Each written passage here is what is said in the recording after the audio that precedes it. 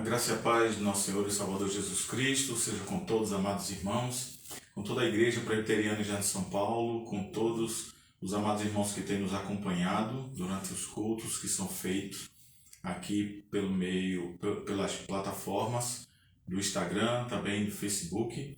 Nós agradecemos a Deus pela oportunidade, pelo privilégio de podermos estar aqui para adorar o Senhor nesse dia do Senhor, domingo, dia do ajuntamento solene, conforme é a vontade de Deus para a sua igreja. E nós queremos convidar você a estarmos nesse momento orando, fazendo a oração de adoração ao Senhor nosso Deus, qual nos deu o privilégio de podermos estar na sua santa e bendita presença essa noite. Vamos orar. Querido Deus e Pai Todo-Poderoso, Senhor, Deus nosso e Salvador de cada vida daquele que serve ao Senhor.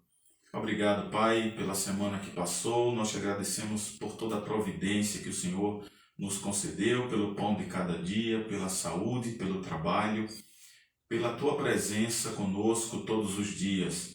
Te agradecemos pelos trabalhos que foram realizados hoje pela manhã na tua igreja, na Igreja Presbiteriana de São Paulo, com todos os amados irmãos que compareceram, estiveram conosco.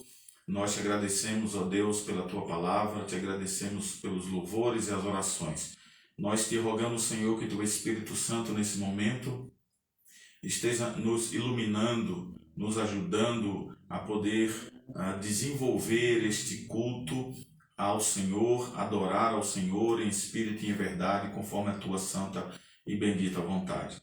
Ó Deus, recebe as nossas orações, recebe os nossos louvores, nos ajuda na tua palavra, Senhor, e que nós possamos aplicá-la à nossa vida, à vida da igreja e, acima de tudo, na proclamação do Evangelho para aqueles que precisam ouvir da salvação que vem de Cristo. Senhor, perdoa os nossos pecados, nós te oramos, agradecidos, rogando todas essas bênçãos no santo nome de Jesus, o teu Filho. Amém. Amém. Queridos irmãos, eu convido você a, logo agora, depois da oração, a estarmos lendo a palavra de Deus.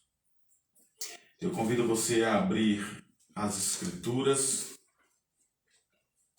no Evangelho de Mateus, no capítulo 28. E logo depois assim estaremos louvando o nome do Senhor com o hino do nosso novo cântico. Mateus, capítulo 28. A leitura se dará apenas do versículo 18 ao versículo 20. Um texto bastante conhecido dos amados irmãos, que também se encontra em Marcos e também escrito no Evangelho de Lucas, mas aqui no Evangelho de Mateus 28, de 18 ao 20, diz assim a palavra do Senhor, nos acompanhe nessa leitura. Jesus, aproximando-se, falou-lhes, dizendo: toda a autoridade me foi dada no céu e na terra. Ide, portanto, fazei discípulos de todas as nações, batizando-os em nome do Pai, e do Filho, e do Espírito Santo, ensinando-os a guardar todas as coisas que vos tenho ordenado, e eis que estou convosco todos os dias, até a consumação dos séculos. Amém. Louvado seja o nome do Senhor, pela sua palavra lida essa noite, pela proclamação do Evangelho, no qual é imperativo a igreja, a mim e a você, levar a palavra de Deus para aqueles que precisam ouvi-la. Agora eu convido você a abrir o seu inário no hino 318 e nos acompanhe no cântico que entoaremos ao Senhor. Perdão, o 315, serviço do crente. Na verdade, o 315. Aí bem perto do 318 que eu falei, serviço do crente, hino de número 315. Louvemos ao Senhor.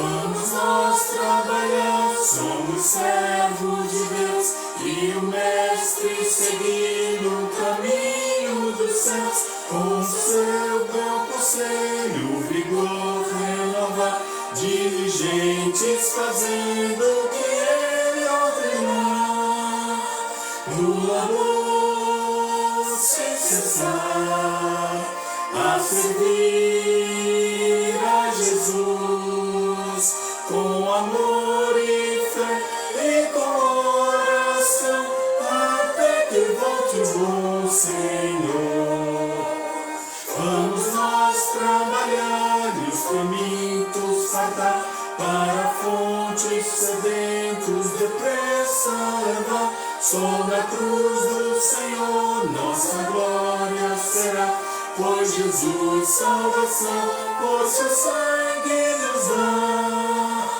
No amor sem cessar, a servir a Jesus, com amor e fé e com oração, até que volte o bom Senhor.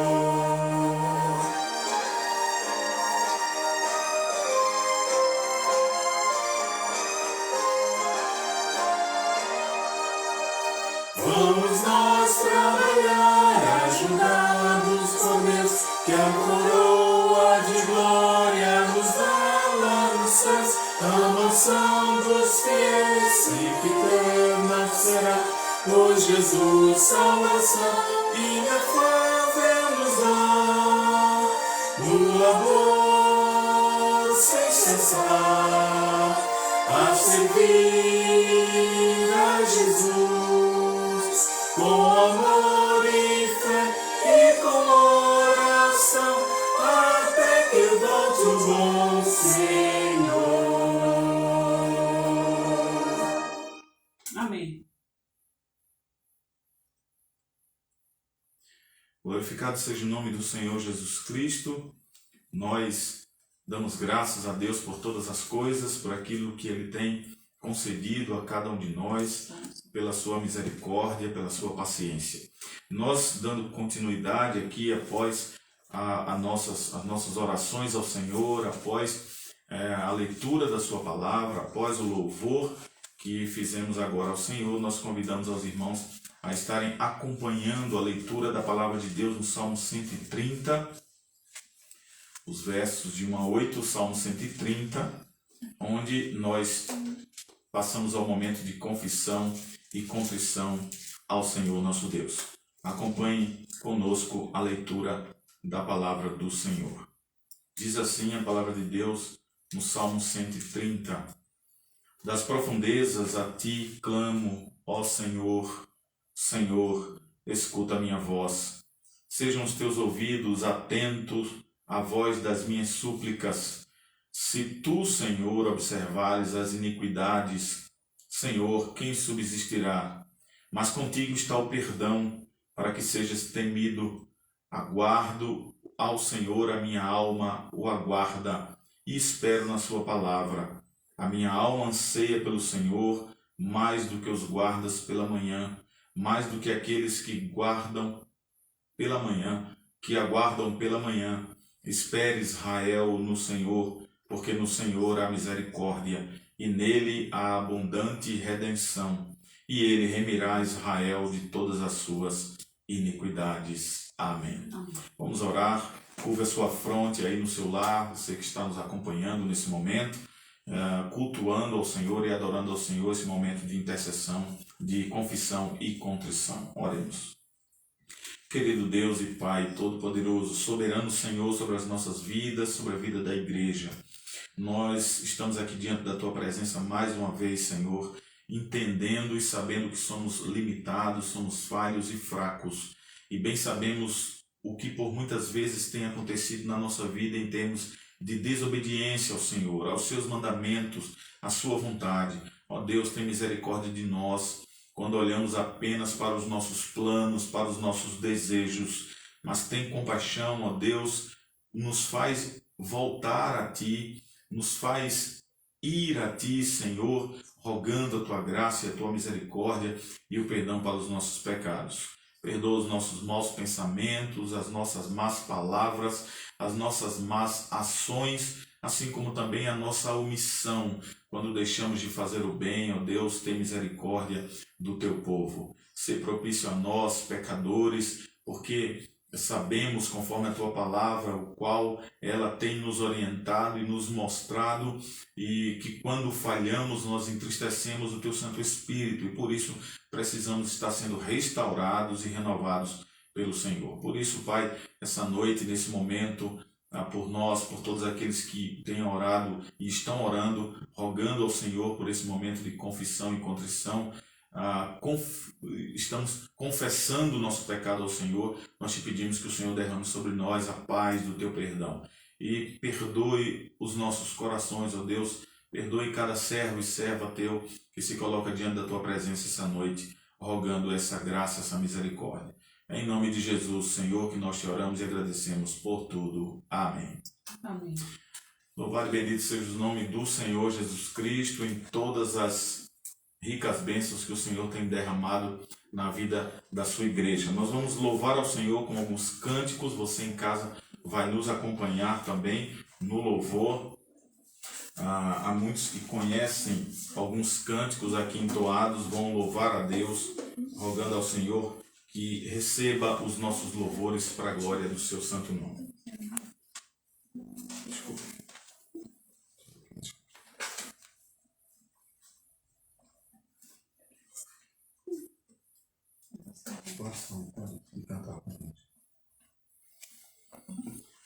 Vamos adorar a Deus, vamos adorar o seu santo nome.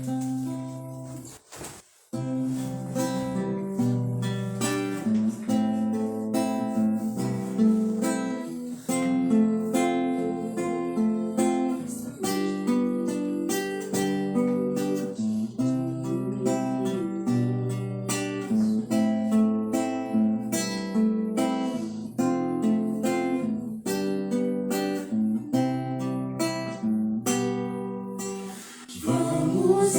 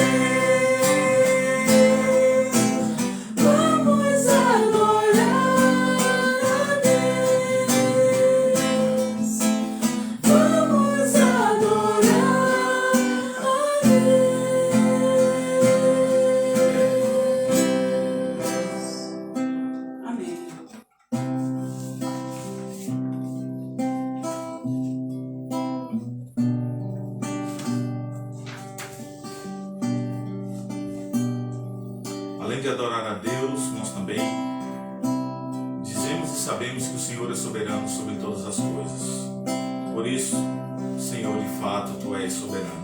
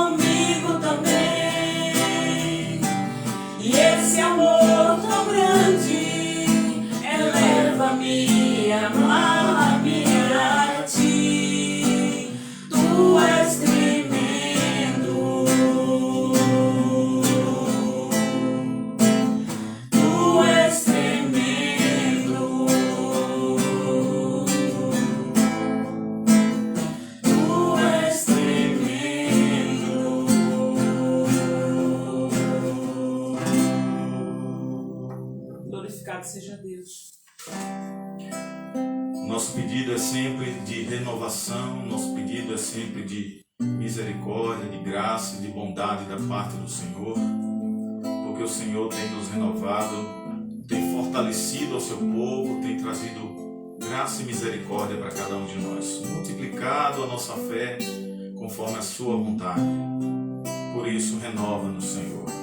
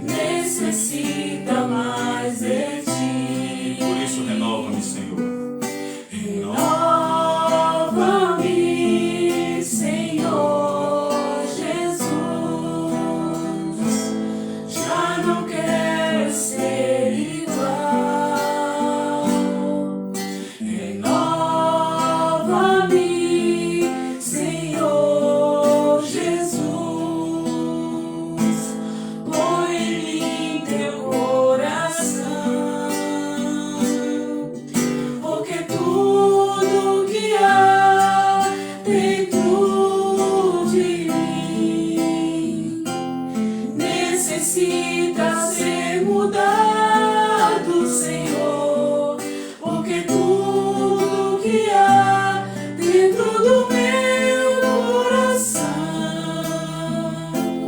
necessita mais de ti, necessita mais de ti. Necessita mais de ti.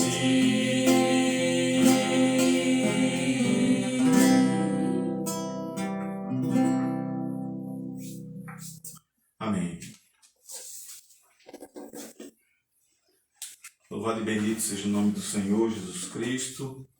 O Senhor, assim como isso é determinado biblicamente, de que o Senhor será louvado por toda a eternidade, porque para isso fomos criados, para louvar e engrandecer o nome do Senhor para todo o sempre. Eu convido você agora a estar comigo abrindo a palavra de Deus para a meditação da mensagem da palavra do Senhor essa noite, no livro de Atos, no capítulo 1, e vamos acompanhar a leitura do versículo 3 ao versículo 11.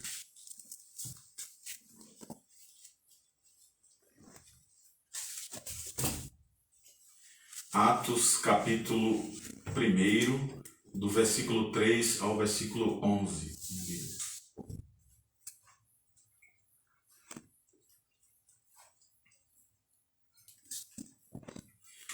Abra comigo a palavra de Deus, lá no livro de Atos,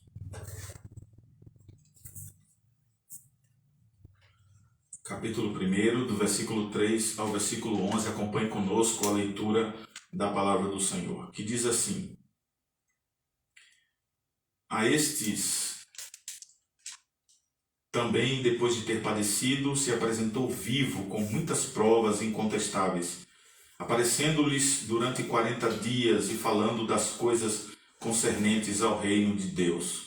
E comendo com eles, determinou-lhes que não se ausentassem de Jerusalém, mas que esperassem a promessa do Pai, a qual disse ele: De mim ouvistes. Porque João, na verdade, batizou com água, mas vós sereis batizados com o Espírito Santo, não muito depois desses dias. Então os que estavam reunidos lhe perguntaram: Senhor, será este o tempo em que restaures o reino a Israel? Respondeu-lhes: Não vos compete conhecer tempos ou épocas que o Pai reservou pela sua exclusiva autoridade. Mas recebereis poder ao descer sobre vós o Espírito Santo, e sereis minhas testemunhas tanto em Jerusalém, como em toda a Judéia e Samaria, e até os confins da terra. Ditas essas palavras, foi Jesus elevado às alturas, à vista deles, e uma nuvem o encobriu dos seus olhos. E estando eles com os olhos fitos no céu, enquanto Jesus subia, eis que 2 varões vestidos de branco se puseram ao lado deles. E lhes disseram: varões galileus, por que estáis olhando para as alturas? Esse Jesus que dentre vós foi assunto ao céu, virá do modo como o viste subir. Amém. Eu convido você a estar orando mais uma vez. Vamos orar ao Senhor nesse momento, agradecendo a Deus pelo momento da sua palavra, para que sejamos assim edificados pela palavra do Senhor, conforme a sua vontade.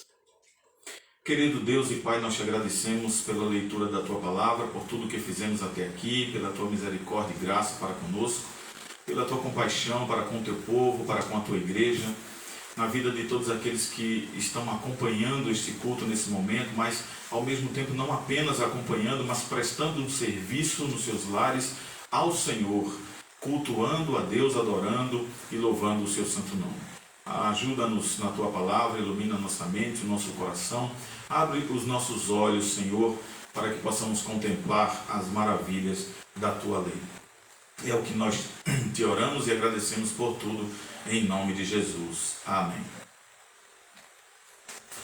Queridos irmãos, esse texto é um texto conhecido de toda a igreja, um texto onde a passagem traz um relato acerca da promessa do Espírito Santo, da descida do Espírito Santo. Jesus o faz assim, falando com os discípulos, dizendo no texto o que ele estava para fazer, à medida que ele já havia praticamente se despedido dos discípulos antes e já dito a eles que ele iria para o Pai, ele seria assunto aos céus, mas não os deixariam órfãos. Ele iria enviar o Consolador, enviar o Espírito Santo, o Espírito da verdade, que estaria relembrando tudo aquilo que o Senhor ensinou a cada um deles. Então, esse texto ele nos traz também características importantes relacionadas à Igreja de Cristo, a igreja que fica, a igreja que é edificada sobre a rocha, sobre a pessoa de Cristo, no qual ela tem agora todo o apoio, o poder e a graça e a presença do Espírito Santo de Deus na vida da igreja, no seu centro, e isso vai ser de extrema relevância para a proclamação do Evangelho. A igreja, como relatada e lemos aqui no texto em Atos 1:8, ela receberia poder da parte de Deus com a descida do Espírito Santo, poder esse que não é nada como muitos pensam, relacionados a coisas extraordinárias, visíveis, a alguma coisa que seja sobrenatural, mas na verdade o poder ali está ligado a ser testemunha, que é o que o texto se segue dizendo: recebereis poder e sereis minhas testemunhas. E testemunha ali, o significado para aquela palavra é ser mártir, e aquele que é mártir é aquele que vai morrer por amor ao Evangelho, vai estar diante da morte e não vai negar o Senhor Jesus Cristo, vai enfrentar esse momento tão difícil, mas com esperança, com convicção de que o Senhor é o Senhor da sua vida e o Senhor da história. Então o poder ali está ligado a ser mártir, a ser uma testemunha disposta a morrer por amor ao Evangelho. E isso se dá justamente pela presença do Espírito Santo. Ele vem para nos dar essa segurança, essa convicção, essa coragem diante do momento mais difícil da vida do ser humano. Queridos irmãos, quando Jesus Cristo aqui, assim como lemos, subiu ao céu, ele deixou uma tarefa extremamente importante e desafiadora para os seus discípulos, e claro, não apenas para os seus discípulos ali, mas para a igreja de Cristo no geral, para mim, para você, para todo aquele que confessa o nome do Senhor e estão aí espalhados pela face da terra. Essa tarefa aqui, difícil, bastante desafiadora, foi a de justamente proclamar as boas novas, ou proclamar o Evangelho para o arrependimento dos homens, do homem pecador nesse mundo. É o que o Evangelho de Lucas, capítulo 24, versículo 47, vai asseverar com relação a essa proclamação do Evangelho. Portanto, a missão aqui da igreja é fazer discípulos e ensinar o que Jesus começou, o que foi descrito aí em Atos capítulo 1, versículo 1, o qual já lemos. Então, diante de tão grande e relevante missão que foi dada à igreja, Jesus providenciou as ferramentas necessárias para realizar esse trabalho. Ele não nos deu uma missão e nos deixou sem as ferramentas adequadas para a proclamação do Evangelho. Para aquele que vai arar a terra, há um equipamento adequado para poder trabalhar aquela terra, preparar para o plantio. Sem essa ferramenta fica difícil apenas com as mãos fazer o arado. Então, na proclamação do Evangelho, nós temos também essas ferramentas dadas pelo Senhor Jesus Cristo. O texto de Atos aqui nos mostra pelo menos quatro ferramentas importantes para a proclamação do Evangelho de Cristo. A igreja precisa estar edificada sobre uma base firme e ter vigor, ter também, além de vigor, uma missão, ou melhor, uma visão clara, e ter esperança. Veja, é preciso que a igreja tenha essas ferramentas importantes para a proclamação do Evangelho. A primeira delas é ela estar edificada sobre uma base firme.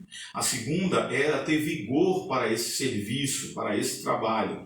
A terceira é ela ter uma visão clara do objetivo, do campo, daquilo pela qual ela foi incumbida a fazer. E, acima de tudo, claro, ter a esperança em Cristo Jesus que tudo irá se realizar, porque o plano do Senhor não pode ser frustrado. Então, a base na qual nos é dada está na ressurreição de Jesus Cristo e na mensagem do seu reino. É o que vai tratar aí o livro de Atos, justamente no capítulo 1, no versículo 3.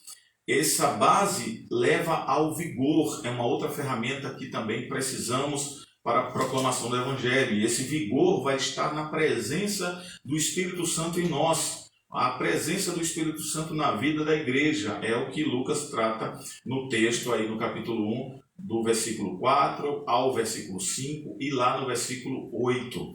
A outra ferramenta é a visão, ou seja, uma visão clara do objetivo, para onde estamos indo, o que devemos fazer, qual o alvo. Então a visão está no objetivo do chamado da igreja. Nós somos convocados, eleitos, chamados para esse serviço e para glorificar a Cristo em todo esse serviço. É o que Lucas trata aí do versículo 6 ao versículo 8 do texto.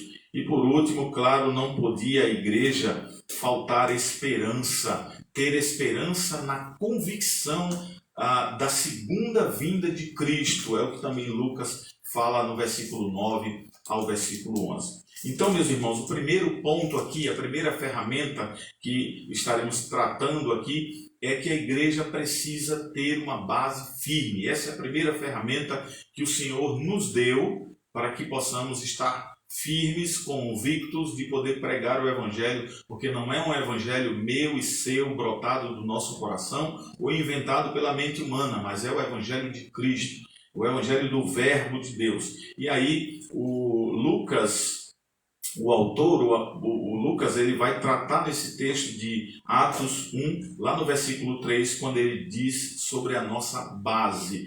Qual seria a nossa base firme? Claro, está na ressurreição de Cristo. Ele diz assim: a estes também, depois de ter padecido, se apresentou vivo, com muitas provas incontestáveis, aparecendo-lhes durante 40 dias e falando das coisas concernentes ao reino de Deus. Então, está aqui a base da igreja, está aqui a coluna da igreja, está aqui a rocha firme da igreja, na qual ela está em cima, é a base dela, a rocha é Jesus Cristo. E essa rocha que é Cristo é a sua ressurreição que nos dá segurança. O que seria do Evangelho, o que seria da igreja, o que seria de mim e de você na proclamação do Evangelho se Jesus não tivesse ressuscitado? O apóstolo Paulo diz também que nós seríamos as pessoas mais infelizes e miseráveis da terra se de fato a nossa fé estivesse pautada em alguém que não ressuscitou, que não estivesse vivo como Cristo está. E aí Lucas vai dizer aqui que ele apareceu, ele se apresentou vivo. Veja, a ressurreição é a grande base da igreja, é a grande rocha firme na qual estamos ali firmados, né? Estamos radicados nela. A nossa base é a ressurreição do Senhor. E não é uma ressurreição inventada, uma ressurreição qualquer, ou uma história, uma fábula, não. Houve provas incontestáveis, como fala Lucas aqui no texto, porque o Senhor aparece durante 40 dias, depois de ter sido levado à cruz, ter sido morto, ter sido enterrado, colocado lá dentro do sepulcro, e ele sai no domingo e ele aparece aos discípulos e ele aparece a muitas outras pessoas. Então, essa base firme da igreja para a proclamação do Evangelho está na ressurreição de Jesus. A ressurreição de Jesus é a base para o nosso serviço, para o nosso labor, o nosso trabalho na proclamação do Evangelho.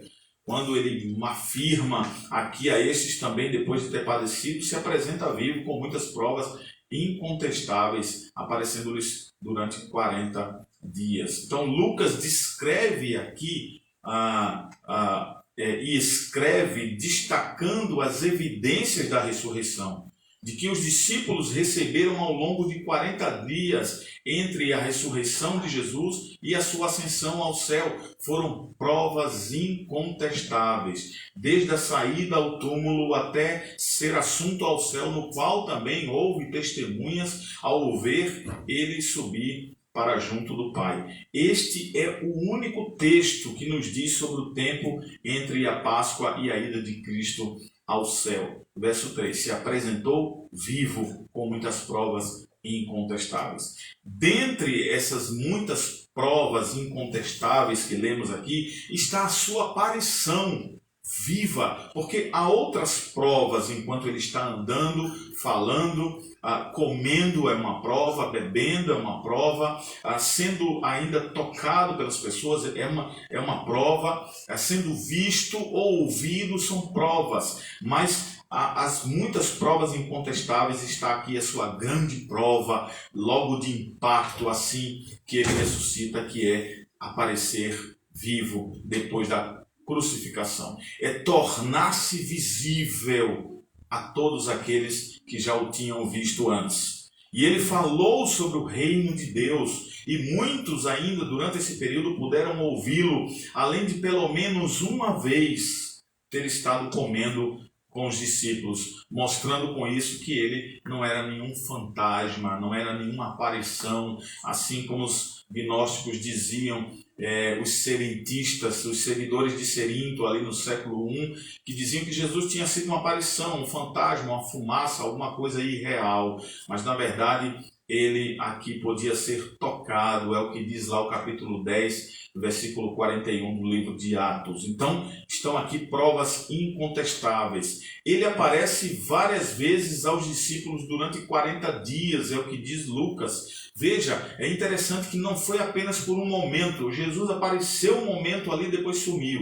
Jesus apareceu por metade de um dia e depois não mais foi visto. Não, ele apareceu várias vezes durante esse período, não por um momento, porque se fosse, poderíamos pensar que os discípulos tivessem tido uma visão, uma alucinação. Não, eles viram o Senhor uma só vez. Talvez essa aparição na mente dos discípulos esteja ligada ao momento de tão grande prova que foi a crucificação. Eles estavam traumatizados, estavam tristes, estavam angustiados, e toda essa angústia, estando eles sob pressão, eles poderiam ter tido uma visão do Senhor, por ter andado com Ele, amado ao Senhor, ter visto tanta coisa, poderiam ter tido esse tipo de visão. Mas interessante é que jamais poderia ter sido essa alucinação ou visão, porque aqui essa visão ou alucinação, se alguém pudesse levantar essa questão, foi coletiva. Não foi por um discípulo, não foi por um apóstolo só, não foi por uma mulher, não foi por uma pessoa, mas foi coletiva. Muitas pessoas puderam ver o Senhor novamente. E durante todo esse tempo que Lucas relata aqui, de 40 dias. Então, foram várias aparições, não foi uma única aparição. E de acordo com o relato dos 4 evangelhos, lá escrito aqui, não só pelos 4 evangelhos, mas Atos também vai dar esse testemunho, e a primeira carta de Paulo aos Coríntios, segundo esses textos nesse livro e nessas cartas, Jesus aparece pelo menos 10 vezes no período entre a Páscoa e a sua ascensão, quando ele vai assunto aos céus para junto do Pai. Então, ele apareceu com provas incontestáveis, ele se fez presente, ele apareceu vivo. As mulheres no túmulo o viram, Maria Madalena o viu, ele aparece aos jovens no caminho de Emaús, ele aparece para Pedro em Jerusalém, ele aparece para 10 discípulos, depois para mais 11 discípulos, como é o relato lá do Evangelho de João, capítulo 20, do 24 ao 29. Ele aparece depois para mais 7 discípulos pescando no mar da Galileia, lá em João 21, de 1 a 23, vai relatar isso. Para mais 11 discípulos na Galileia, Mateus 28, 16 a 20. E depois para mais 500 pessoas, além de Tiago, o irmão do Senhor, como Paulo relata em 1 Coríntios 15, 7. Então são provas incontestáveis da sua ressurreição. Eis aqui a rocha, eis aqui a base da igreja para a proclamação do Evangelho do Senhor. Por isso, conforme o apóstolo Pedro disse na sua carta, a este ressuscitou Deus no terceiro dia e concedeu que fosse manifesto, não a todo o povo, mas às testemunhas que foram anteriormente escolhidas por Deus, isto é, a nós que comemos e bebemos com ele depois que ressurgiu dentre os mortos. Está lá Atos 10, 40 a 41. Provas incontestáveis, testemunhas oculares, assim como Pedro, assim como os apóstolos, até mesmo Paulo torna-se uma prova incontestável de ter testemunhado o Senhor aparecer diante dele. Então, irmãos, a ressurreição aqui de Jesus é o fator principal para a vida da igreja, né? Aqui, diante disso, diante dessas provas, os discípulos sabiam que Jesus não era um fantasma quando compartilhou com ele um peixe assado na presença deles lá em Lucas 24, 42 a 43. Jesus se apresentou com todos os seus 5 sentidos. Ele via e outros viam que ele via. Ele ouvia, ele falava e havia contato. Então, os 5 sentidos foram explorados aqui para mostrar que o Senhor de fato havia ressuscitado. E esse fato que explica depois o porquê aí, quando eu falei de Paulo, que foi incluído. E, claro, Paulo foi o último apóstolo, o apóstolo mais novo, o fora de tempo, como ele mesmo diz. E depois disso, claro, não houve mais apóstolos após esses eventos e nem pode haver hoje, porque aqueles foram testemunhas oculares e hoje os que se dizem apóstolos não tem nada a ver com as escrituras sagradas. Então, concluindo aqui, irmãos, o primeiro ponto, a ressurreição em corpo de Jesus é a base da fé cristã da igreja. Se ele não tivesse ressuscitado, como diz Paulo lá em 1 Coríntios, vã seria a nossa fé. A ressurreição corporal de Jesus Cristo prova a sua divindade e a sua humanidade, sendo isso, claro, a nossa garantia de que Deus aceitou o sacrifício de Cristo, do seu Filho, como pagamento pelos nossos pecados. A base é a ressurreição de Cristo. O segundo ponto para a proclamação do Evangelho, para esse vigor da proclamação do Evangelho da igreja, para o serviço ao Senhor, é que a igreja precisa ter esse vigor. E esse vigor só vai ser exercido na nossa vida, na vida da igreja, com o Espírito Santo de Deus. Veja o texto de Atos 1:4.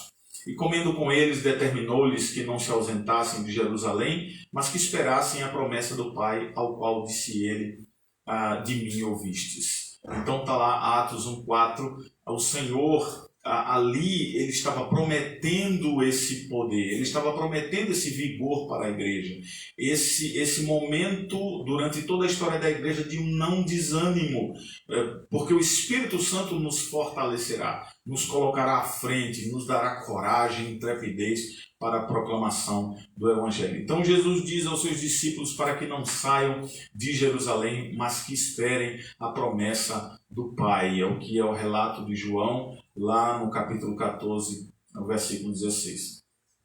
As orientações de Jesus foram bem específicas com relação a essa espera, a esse momento dos discípulos esperarem aquilo que havia sido prometido lá em Joel, capítulo 2. As orientações de Jesus foram especificamente em 3 áreas. Primeiro, disse-lhes o Senhor o que fazer. Esperar. Essa foi a ordem do Senhor. Onde fazer? Em Jerusalém. Esse era o local de aguardarem. E o que esperar? Eles esperariam pela promessa, que é justamente a descida do Espírito Santo. Então, a vida, morte e ressurreição de Jesus encerraram o cenário do seu ministério com a grande graça da chegada do Espírito Santo, que é relatada em Atos capítulo 2. E essa chegada, irmãos, selou a vida dos discípulos, selou a vida da igreja. E a salvação que Jesus trouxe através de sua morte e ressurreição nos levou a termos a coragem, como discípulos do Senhor, a nos encher de vigor por meio do Espírito Santo, para que viéssemos a proclamar as boas novas de salvação até os confins da terra. Algumas igrejas ensinam muitas vezes que é preciso esperar acontecer sempre uma experiência com o Espírito Santo. Muitos acabam por não compreenderem que o Pentecostes foi um ato único, não mais repetido. Aquela descida do Espírito Santo foi um ato terminado, foi um ato feito e consumado ali. Foi um ato único e soberano da parte de Deus na história e apenas e exclusivamente naquele momento. O derramamento do Espírito Santo coincidiu ali, claro, com a festa judaica de Pentecostes, é o que está lá no capítulo 2, no versículo 1, ao tempo de 50 dias depois da Páscoa. O Pentecostes, chamado também de Festa das Semanas, onde o povo de Israel oferecia ali a Deus os primeiros frutos de sua colheita, como está descrito lá em Levítico capítulo 23, Números 28 e também Deuteronômio capítulo 16. Por isso, irmãos, a ressurreição de Jesus se tornou as primícias com isso daqueles que dormem. É o que Paulo fala lá em 1 Coríntios 15, de 20 a 23. E através do novo nascimento, pelo Espírito Santo, tornamos-nos os primeiros frutos de sua criação, conforme Tiago 1,18. Bênção da parte do Senhor. Graça e misericórdia da parte do Senhor, nos enviando o Espírito Santo de Deus, nos dando vigor para proclamarmos o Evangelho da paz. O livro de Atos nos revela o vigor aqui, a habitação do Espírito Santo que vemos expresso nas Escrituras, justamente em destaque o capítulo 1, versículo 8, que é a igreja receberia poder para proclamar o Evangelho, ou seja, para ser testemunha, aquilo que eu falei no início, onde testemunhar é ser mártir é dar a vida por amor a Cristo. Os crentes em Jerusalém aqui iriam receber esse poder. Os novos convertidos na Judéia e Samaria receberam o Espírito Santo. Lá em Atos 19, os crentes em Éfeso, ali na região daquelas partes mais remotas da terra, também receberam o Espírito Santo de Deus. E essa graça foi para que fizessem a obra de Jesus após ter como base sólida a ressurreição do Senhor, a ressurreição de Cristo e a mensagem do seu reino. Eis aqui o vigor necessário para testemunhar, morrendo, se assim for preciso. Essa é a mensagem da palavra de Deus aqui no segundo ponto. Então, nós recebemos vigor. Temos em primeiro lugar a base, que é a ressurreição do Senhor e a mensagem do seu reino. E temos aqui como base o receber do Espírito Santo para termos o vigor, para termos recebido o poder de proclamar o Evangelho de Deus e, com isso, se possível, no momento oportuno, dar a nossa vida para glorificarmos a Deus. Em terceiro lugar, a terceira ferramenta aqui, não só a base, não só o vigor, é a visão da igreja. A igreja precisa de visão clara e objetivo no chamado. Versículo 6, então os que estavam reunidos lhe perguntaram: Senhor, será este o tempo em que restaures o reino a Israel? Eles queriam uma visão, eles estavam tentando ter uma visão clara do objetivo. Mas, claro, o Senhor que conhecia os corações deles sabia das suas intenções. E os discípulos perguntaram a Jesus se aquele era o tempo em que ele iria restaurar o reino a Israel. A princípio, a pergunta deles era pertinente com relação a isso. O Antigo Testamento faz essa ligação entre a chegada do Espírito Santo e a vinda do reino de Deus, conforme lá o livro de Ezequiel 39, Joel 2, 28, que está lá a promessa da descida do Espírito Santo, e também Zacarias capítulo 12.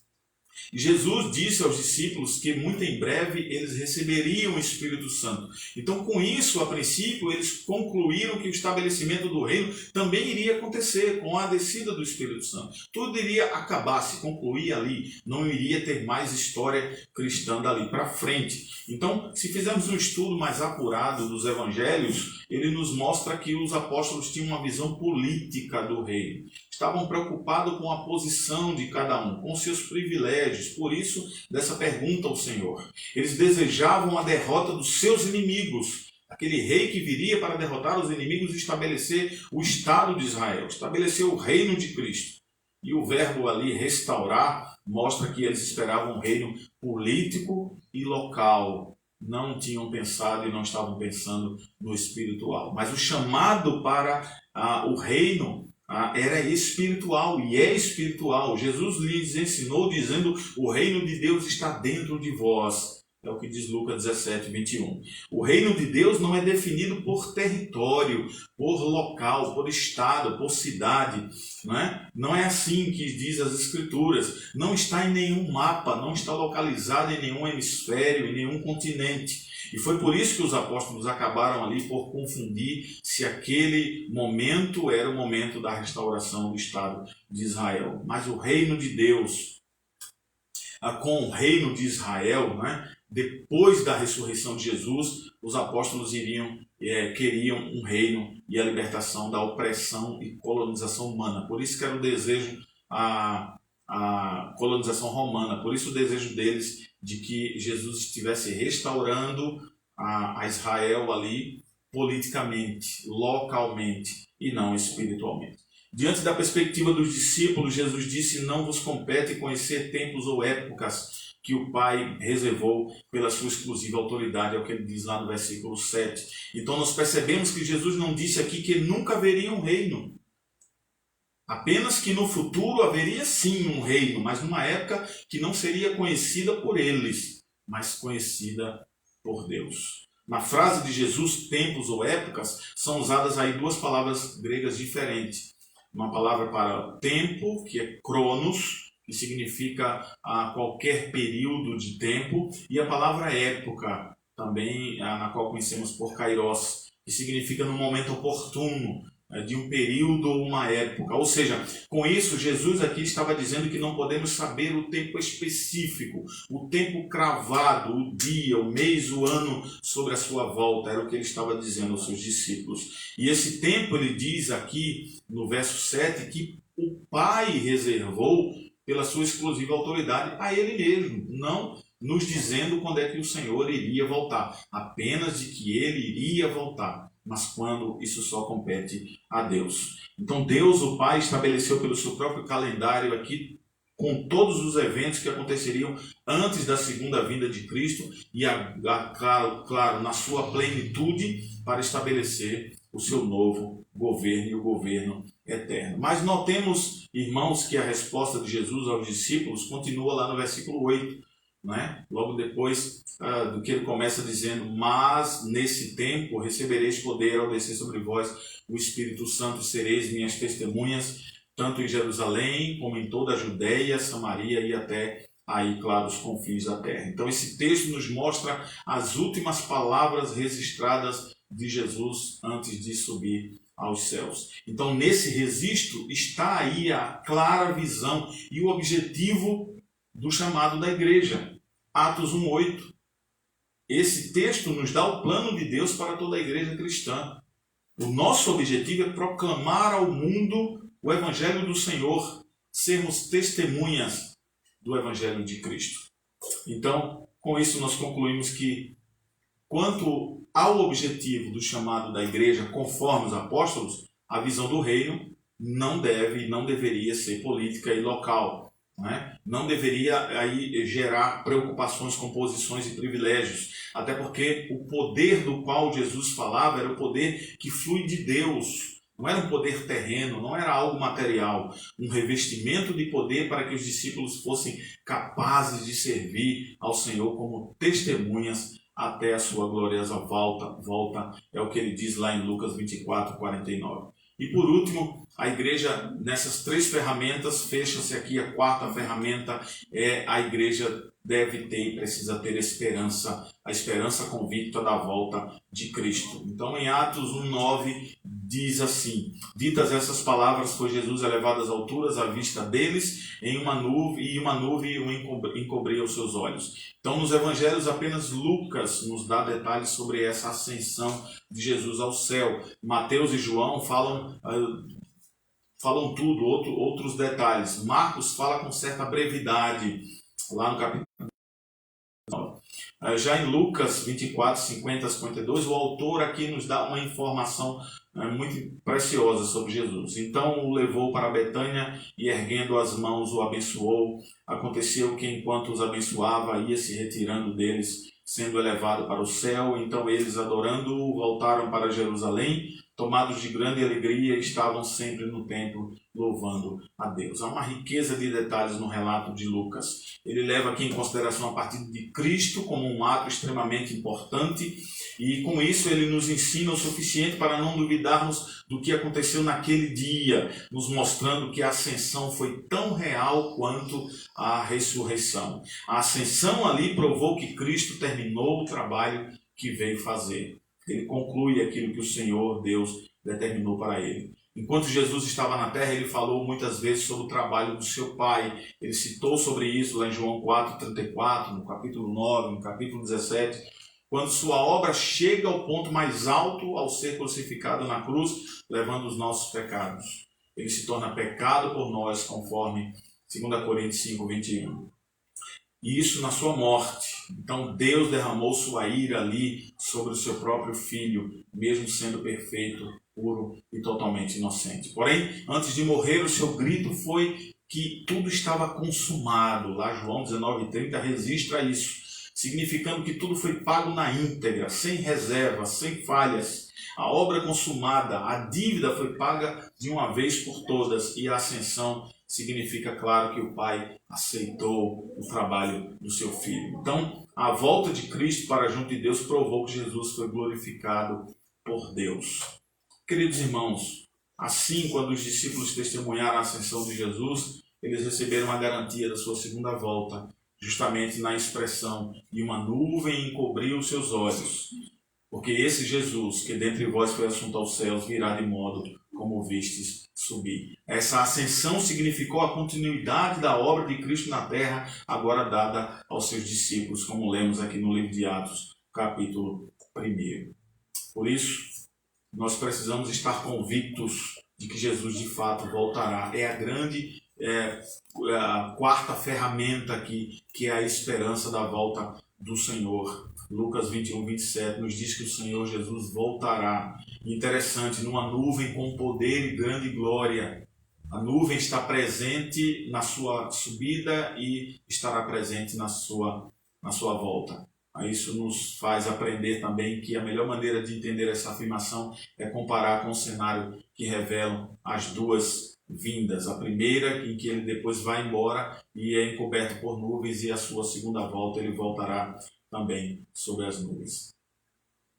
A nossa esperança, irmãos, é que diante desses aspectos que a igreja precisa estar pronta para se encontrar com o Senhor. É preciso deixar de lado a autoconfiança em qualquer outra coisa, mas apenas confiar em Cristo com todo o seu coração.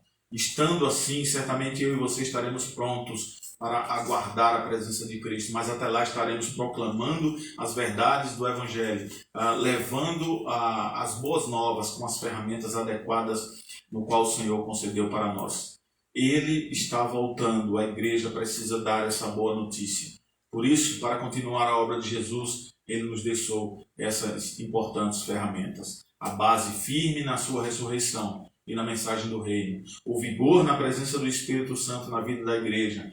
Temos o poder para sermos testemunhas, mártires, morrer no momento oportuno para a glória de Deus. Temos a visão como terceira ferramenta no objetivo do chamado da igreja. Fomos chamados para glorificar o seu nome na proclamação do Evangelho. E por último, na esperança com convicção da segunda vinda de Cristo, para a glória de Deus. Amém.